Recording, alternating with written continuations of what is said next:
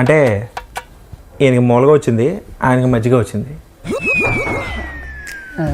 ఏదో ఒకట్లే. ఇదిగో రెంట్ మాత్రం 55,000, అడ్వాన్స్ 2 నెలలు. 55 అర్థం తీసుకోండి. 60. వీటికి డబ్బులు ఎక్కడి నుంచి వస్తున్నాయిరా? కాసేపు ఆగు, నీకే తెలుస్తుంది. అంకుల్ కొడతారా? నా దగ్గర ఎక్కడ ఉన్నాయి? నా దగ్గర లేవు. సరే నేనే పే చేస్తానే, పంపించండి. చూడండి వీళ్ళు ఎవరో తెంగరోళ్ళ ఉన్నారు. 2 నెలలు ఆగి రెంట్ పెంచేస్తా. అమ్మాయ్యా, నేను సేఫ్.